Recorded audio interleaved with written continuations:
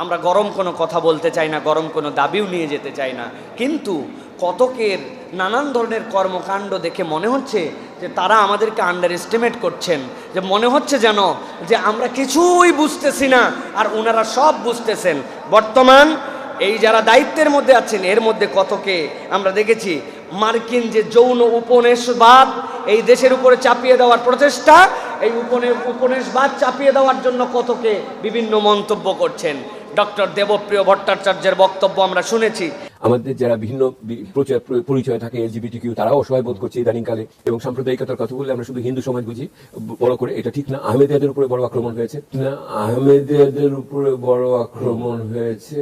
সবচেয়ে বড় কথা যে এলজিবিটিকিউ যারা বিভিন্ন ধরনের ভিন্ন তৃতীয় লিঙ্গ বলে আমরা পরিচয় করি তারাও খুবই অসহায় বোধ করছে, এগুলি মনে রাখতে হবে। কিছুদিন আগে আমরা শারমিন মুর্শিদের বক্তব্য শুনেছি, সারা হোসাইনের বক্তব্য শুনেছি।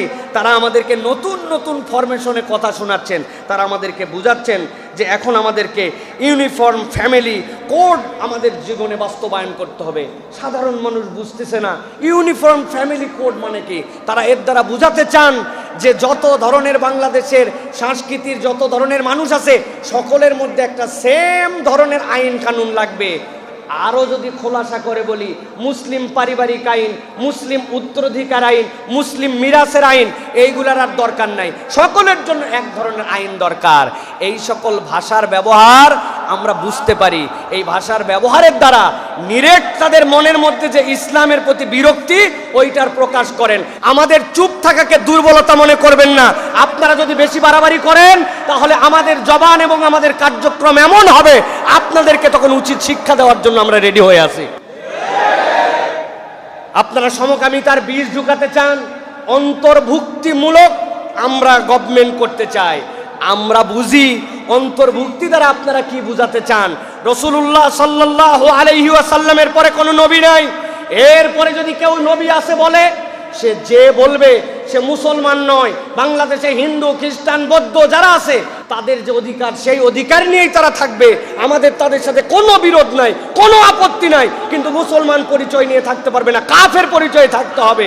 আপনি অন্তর্ভুক্তির দ্বারা সমকামিতা বুঝান, অন্তর্ভুক্তির দ্বারা আহমেদিয়া জামাতকে বলেন যে তারাও এখন বিপদের মধ্যে আছে, অতএব তাদের বিষয়গুলো আমাদেরকে দেখতে হবে। সমকামীরাও টেনশনে আছে, এই টেনশন দূর করে দিতে হবে। আমরা ছাড় দিয়েছি, কিন্তু তার মানে এই নয় যে আমি আমার ধর্মে, ইসলামে, আকীদায়, আদর্শে, কোরআন সুন্নাহয় ছাড় দিব। কখনো বাংলাদেশে কোনো আহমদিয়া সুন্নিয়া জামাত মুসলমান পরিচয় থাকতে পারবে না। থাকবে, কিন্তু কাফের মুশরিক পরিচয় থাকবে।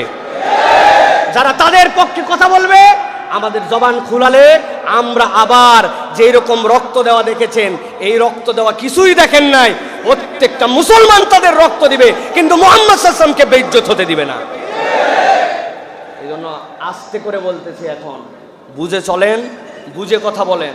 অন্তর্ভুক্তিমূলক দ্বারা কি বুঝাতে চান? সমকামিতাকে প্রমোট করতে চান? আপনারা সেমিনারে যায় বক্তব্য দেন যে আপনারা আমাদের কাছে প্রস্তাব দেন, যা বলবো তাই শুনবো। এত সস্তা নয়। বাংলাদেশে প্রকৃত সংখ্যালঘু আমাদের হিন্দু ভাইরা নয়, খ্রিস্টান ভাইরা নয়, আমাদের অন্যরা নয়, প্রকৃত সংখ্যালঘু যারা নিরেট ইসলাম পছন্দ করে, ইসলাম মানে, তারা হচ্ছে বাংলাদেশে প্রকৃত সংখ্যালঘু। আমি হুজুর দাড়ি থাকার কারণে বিপদ, আমি হুজুরের টুপি থাকার কারণে বিপদ, আমি হুজুর ইসলাম মানার কারণে বিপদ। আমার আয়না ঘরে বিচ্ছিন্ন দুই একজনকে কেবল দেখেছি অন্যদের, আর প্রত্যেকটা মুসলমান দাড়ি টুপিওয়ালা এদেরকে বিভিন্ন ট্যাগ লাগায়া জঙ্গির নাটক সাজায়া ওদেরকে ভিকটিম বানানো হয়েছে। অতএব এই দেশের পিছনে আমাদের যে অবদান, আমরা স্টেক হোল্ডার, এটা মেনে আপনারা সিদ্ধান্ত নিয়েন। আমরা উড়ে এসে এখানে বসি নাই। সাবধান করে দিলাম আপনাদেরকে। অনেক কথাবার্তা আমরা শুনতেছি যেইগুলোর দ্বারা আপনারা কি প্রমোট করতে চাচ্ছেন এ বিষয়ে আমরা সচেতন আছি। দেশকে স্টেবল করেন, যে দায়িত্ব নিয়ে আসছেন ওই দায়িত্বের মধ্যে থাকার চেষ্টা করেন। আউল ফাউল চিন্তা ভাবনা করে অন্য দেশের এজেন্ডা বাস্তবায়ন করার জন্য চিন্তা করেন না। এজেন্ডা বাস্তবায়ন যারা করার চেষ্টা করেছিল তাদের দেশে তারা পালায় চলে গেছে। আপনারাও কিন্তু সেই দেশে পালাবেন যাদের এজেন্ডা বাস্তবায়ন করবেন। এই দেশ দেশের জায়গায় থাকবে, আমরাও ইনশাআল্লাহ এই দেশের মধ্যে থাকবো ইনশাআল্লাহ।